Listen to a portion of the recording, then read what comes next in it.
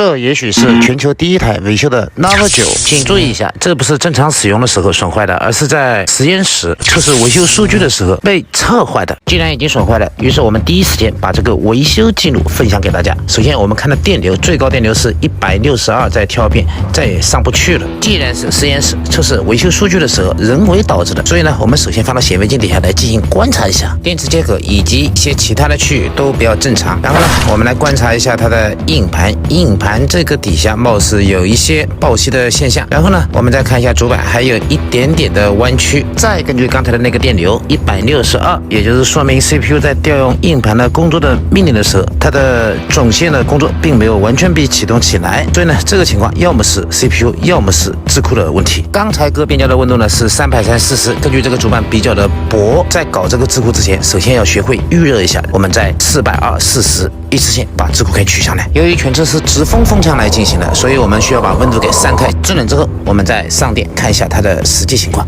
这个时候开机电流是多少？它的这个触角也比较方便，用镊子短接一下，开机底角就可以出现了。它的开机电流呢，最高到92，我们可以看出来。智库被摘掉之后呢，它的电流下降了一点点，也就说明什么呢？智库是没有完全被调用起来的，或者是 CPU 还有问题存在。同学们请注意这个记录，因为我们刚才看到智库在上面的时候呢，它的待机电流是163，而摘掉智库呢是92左右，也就是说明了智库它并没有完全工作，而调用智库的命令并没有被启动。又加上刚才显微镜底下的观察，智库有存在爆隙的现象，也就是说它这个底部存在一部分的串电的行为，从而产生信号的干扰，不能被启动调用智库命令。OK， 智库安装好之后，用智能风扇带到两下来之后呢，我们再看一下它的读数。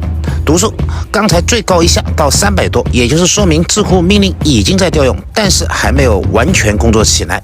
这个就说明了是 CPU 的问题，因为在一个毫板的情况下，我们做过数据测试了，它的最高的开机电流是600多毫安左右。拆 CPU 的手工在往期的视频里面已经介绍的非常的多了，这里就不再赘述了。大家只要记住用420的温度和40的风去拆卸它就可以了。另外一个注意点，直风风枪一定要把温度给散开，因为我们是一把风枪走天下。这里空出的一块呢是射频5G 信号的区域，而这个手机呢是4G 的。后期呢我们会给大家做4G 改5G 的一个视频。11号刀片风枪辅热330、40。刚才的烙铁温度呢我们用了400，这几组数据我们记住它就可以了。因为这个钢网呢没有专用的，所以我们用通用钢网去进行止吸，而吸浆我们只要风干它，涂的均匀饱满就可以了。风枪加热还是330、40，然后慢慢的一次性成球，取消钢网，然后我们把下面的焊铁去处理干净，再加一点除焊膏，让它自动归位。同学们，为了测试维修数据，每年我们都买 N 多的新发布的手机，有的呢是可以救活，有的呢就救不活了，因为还有一些是必须要报废的，我们是需要把它的板层都要磨出来，去查看它的线路，为了方便以后的维修记录。同时呢，我们也会在第一时间把这个维修的数据分享给大家。兄弟们，听到这里是不是可以点个赞呢？刚才的电流我们已经看到了，它的一下已经到了600多毫安了。OK， 这个手机就已经开机了，但是呢，拆过电池以及动过智库和 CPU， 它需要有一个整体的质检的过程。这个质检的过程呢，也就是当在 logo 这个位置，所以呢，我们需要等待不同时间的程度。每次的信息购置都是追寻一个维修真相，同时需要在第一时间分享。这也许不是什么高深的技术，它也许就是我们追求的工匠精神吧。